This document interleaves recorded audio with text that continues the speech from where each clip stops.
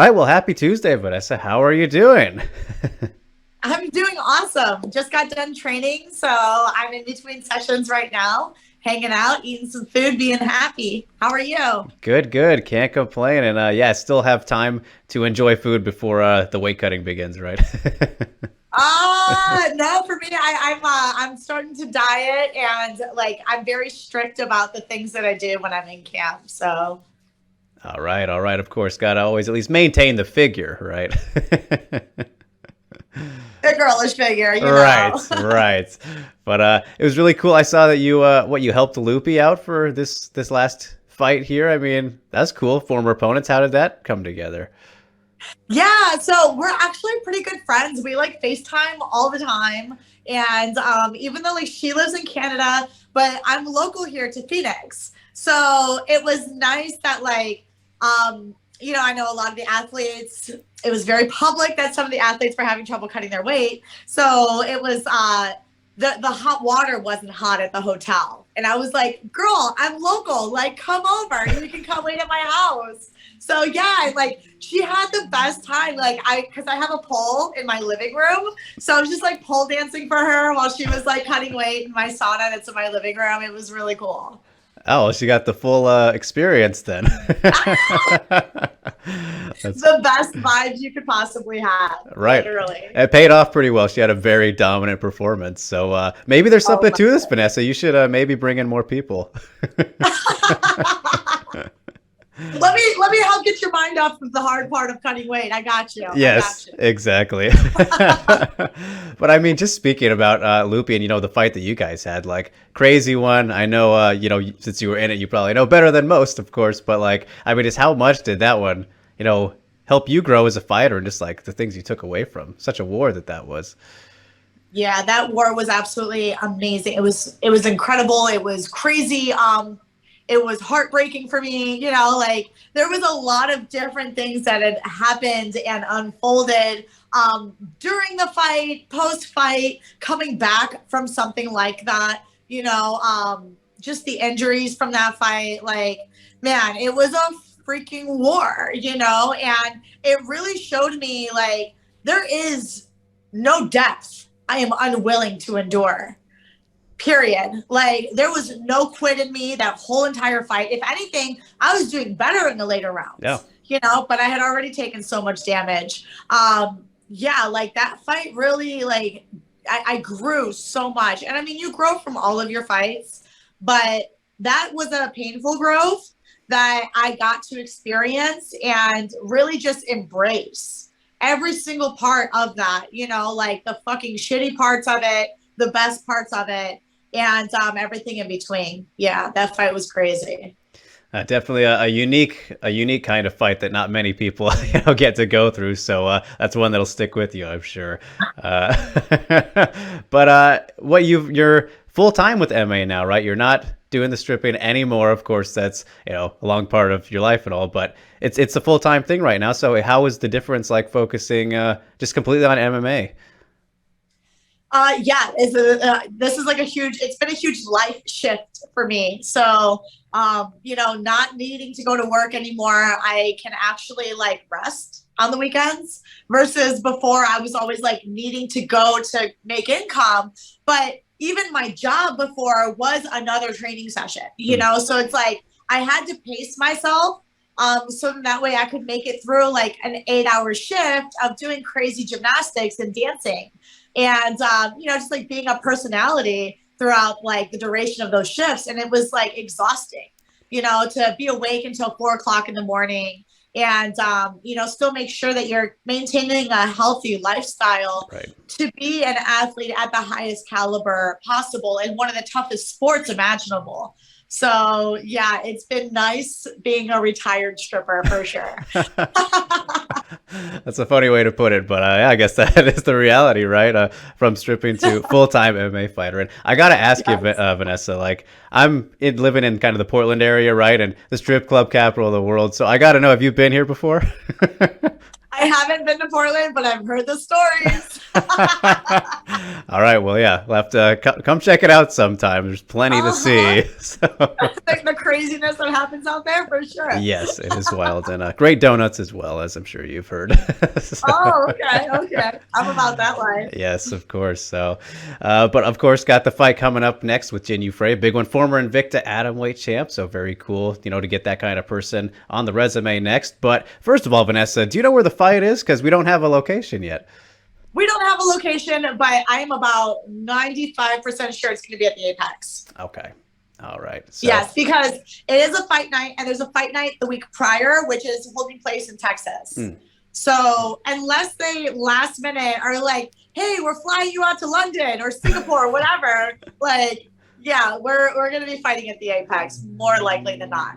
Okay, is that a bummer for you, or would you like to go to one of these more normal places again? Yeah, right? No, I love destination fights. Like, are you kidding me? Like, I get to travel and have fun, and like, so like for jiu-jitsu, my favorite part of traveling for jiu-jitsu is like I get to stay there for like an extra few days afterwards, right, and like enjoy the scenery, like go eat some cool local food or do something like awesome and like have an adventure.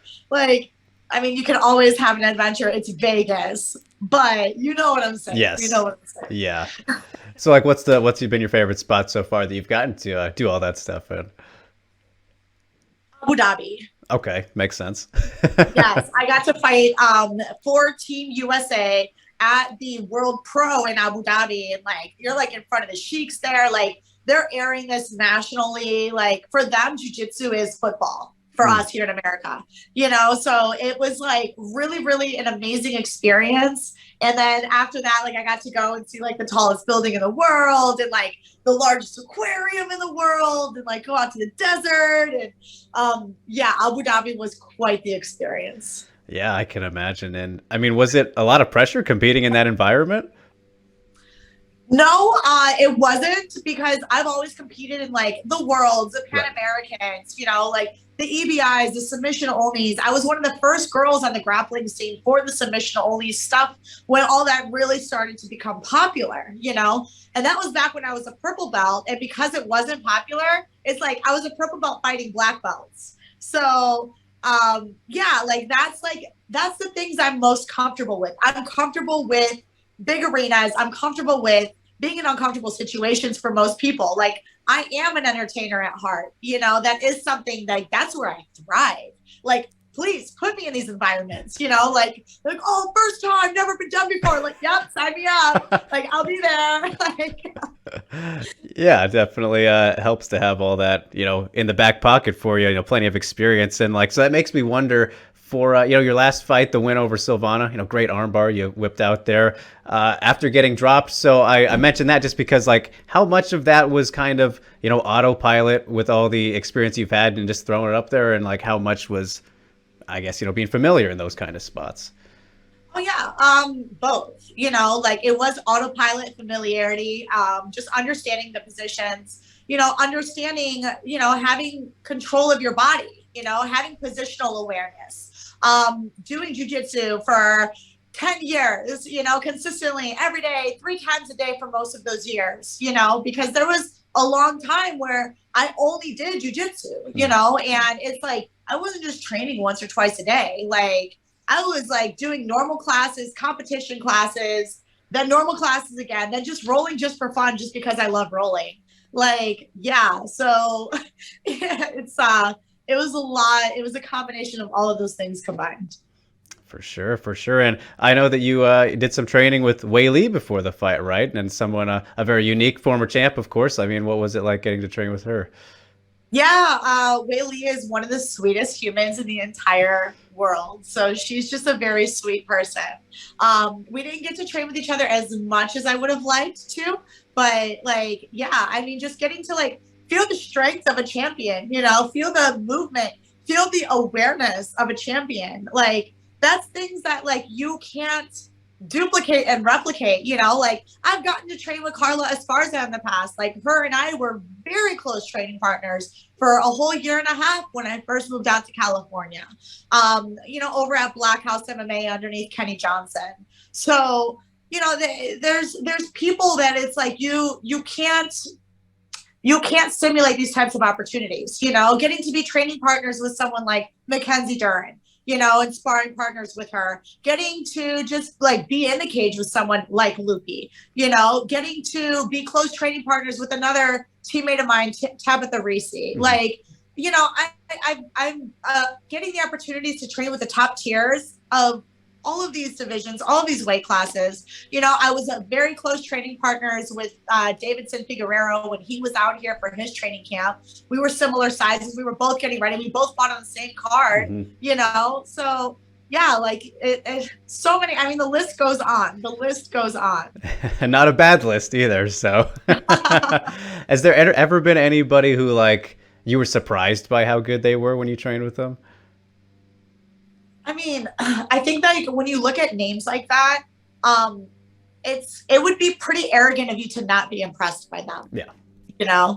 Yeah. Usually those aren't the ones that I'm just like, oh my gosh, because like, or maybe better than you expected. Who really surprised me was Aljamain. Okay. Aljamain Sterling. Yeah, because as a grappler, like, and I don't care what size people are. I actually became the first female to fight a man in a submission only tournament.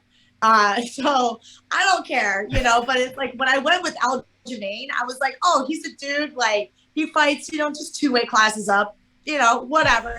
Bro, that guy is impressive with his grappling. Like the way that he has his MMA grappling control, like, yeah, I was definitely impressed. I was impressed with Aljamain because I hadn't felt such control and strength like that from someone who I just thought was going to be another jiu-jitsu role, Right. Yeah. Well, champ for a reason now, and I'm sure that doesn't surprise you either. So no, not for me. I was not surprised. Yes, he's quite good. But I mean, speaking of title fights, and you mentioned Carla there, who you've worked with. I mean, I'm sure you saw the very uneventful rematch, unfortunately, this past weekend. But I mean, just, being a fighter yourself, Vanessa, and, many of other fighters have criticized it, but in the division as well, like, do you think people have been too harsh on, them and the results of the fight, how it played out?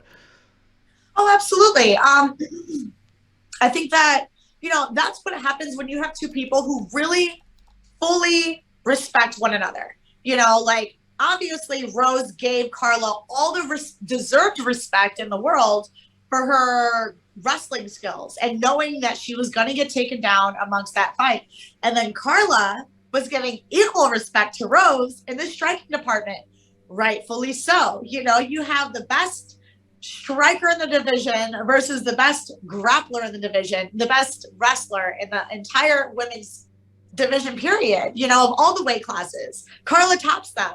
So that's the kind of fight that you get when people respect each other too much. Of course, we all would have wished that there was a lot more action and more exciting. But at the end of the day, the champion is the champion for a reason. She pushed the pace of that fight, of whatever fight did kind of take place. She had the cage control. She was the one who was trying to push the action. In fact, I think Carla even threw more strikes than Rose threw, so... And it was kind of cool to see Rose take Carla down in the last 10 seconds of the 5th round. Right. Like, yeah, like there was a few gleaming moments in that fight that I think people aren't even thinking about because most of the fight was so boring. But they know that though. Like they know that the fight was boring. But there were some cool takeaways. Yeah, no, I agree definitely. Like people are saying it was definitely not one of the best or anything, but up there with the likes of, let's say, Derek Lewis and Ngannou or Romero and Adesanya, which I think those might be worse, right? Like, yeah, not great, but there's no point in really arguing which one's worse, but yeah. So, well said. That's not an argument you want to be a part of. No, for sure. Yeah, definitely not a very fun one. But as for you, Vanessa, always good fun action in there. And, like I said, Jinh Yu Frey coming up next. Just what do you make of her? I'm sure she's someone you've been watching for a while. She's gotten on a winning streak in the UFC, was looking like she was kind of falling off, but got some momentum now. So, like, how you feel about this one?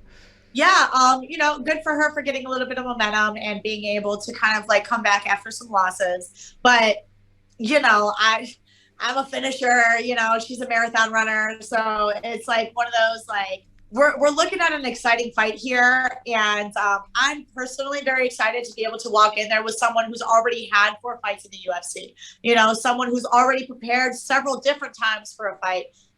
You know, like, so I mean, even like her last fight dropped off last second. So in my head, like, she's had 5 fights. You know, like that, because that last fight should have happened. She had a full training camp. You know. Yeah, so this is it's a really cool opportunity for me to go out there in my own division to be able to do something amazing.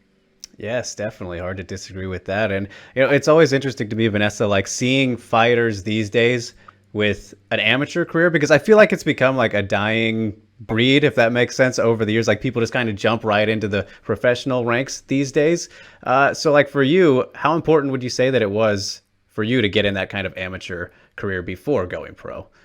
Yeah, I mean, I went 6-1 as an amateur. You know, like I had 7 fights before I ever turned professional. Like that's 7 different times that I was in the octagon, had that adrenaline, you know, had all that experience. Like, you can't duplicate experience. You know, like you can want to like run through it in your mind as many times as you like, but there's nothing like actually going out there and being there, being a part of that action. You know, on all the world stages and all the different arts that I've done.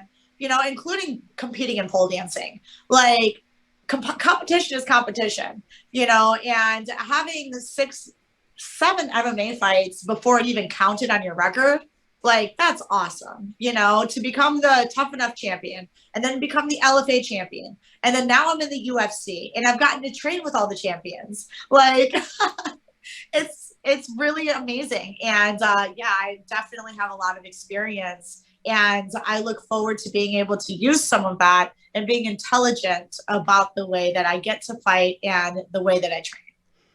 Absolutely. And I mean, you also have the experience on the microphone too with the commentary for EBI, right? So, I mean, like, do you think that's helped you as a fighter too? Just like in terms of the analytics of everything and breaking things down, kind of, you know, the mental aspect. Absolutely. And now I'm the host of the extra rounds on UFC Fight Pass. Congratulations. Thank you. Like, how cool, you know? And yeah, it's like I dreamed of this. Like my whole life, these are the things that I wanted.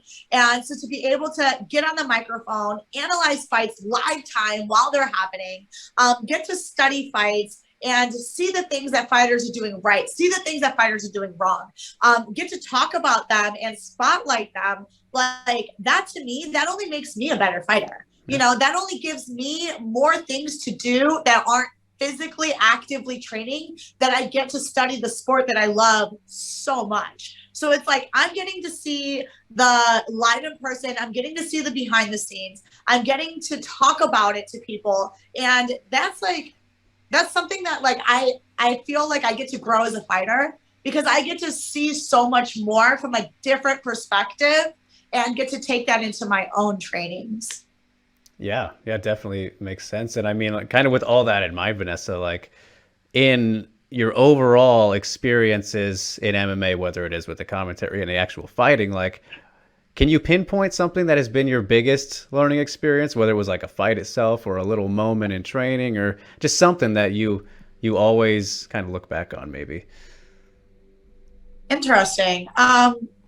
You know, that's an awesome question. And I'll have to take it back to like when I first began, and knowing that like every day that I used to walk into the gym, it was like the hardest thing I ever did. And the only reason why I grew is because I never let it get easy. Every day was another hardest day I've ever had. You know, every day was another day where I'm like, oh my gosh, this is crazy. I can't believe I'm doing this. I can't believe I made it through that round.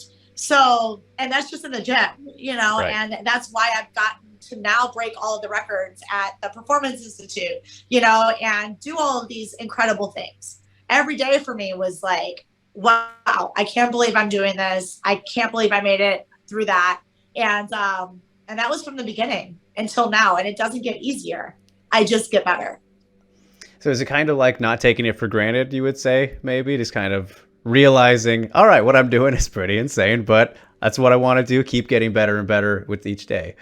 Yeah, yeah, yeah, yeah, yeah, yeah, yeah. It's not easy to keep putting yourself in that fire, man. But Right. I live in that fire, so And making it work out pretty well, Vanessa. But all right, before I let you go here, I want to talk about, some things maybe outside of MMA. And since you are only doing that as kind of the main career now, like I'm sure it's freed up time for other hobbies, maybe, or is it still kind of, I don't know. You tell me, what are other things you like to do outside of MMA? Not punching people in the face, not working the pole, you tell me. yeah, like oh yeah, like studying fights so that I can do a better job in the Right, other types of right. things that I'm doing. Right, right, right. Man, I still love pole dancing, so getting to come home and then like I have a pole in my living room now. So like I'll like have my rounds at the gym and then like I'll throw some workout clothes on and like get on the pole and do some more stuff and just like do tricks and everything. I guess on the weekends I like to relax by the pool. Like Okay. that's kind of cool for me. I love my friends. So it's like I like I had like a barbecue last weekend where like I invited everybody over and like we just like hung by the pool and kicked back a little bit. So that's nice for me. Like quality time. Right. I'm a quality time person. So that's like really important to me. Yeah, can't beat that, of course, especially after we were kind of blocked off from it for the last 2 years or so. So it's really nice to take it in now. Come over, please. Yes. I need human interaction of any kind. So, yeah, totally makes sense. But all right, Vanessa, I will not keep you any longer. It's been great getting to chat with you for the first time. Really cool to see, how your career's gotten to this point now, and the great moments with Joe Rogan jumping in his arms, a little viral after the great victory in there. I mean, sure you're looking for the same thing next time if he's there, but we'll have to wait and see. Wishing you the best, and I just hope you have a great rest of your Tuesday and week in fight camp leading up to the fight. Thank you so much for being amazing. I appreciate you the most. Oh, too kind. All right, Vanessa. Well, I'll let you get on with it, and just wish you the best. All right. Have the best day ever.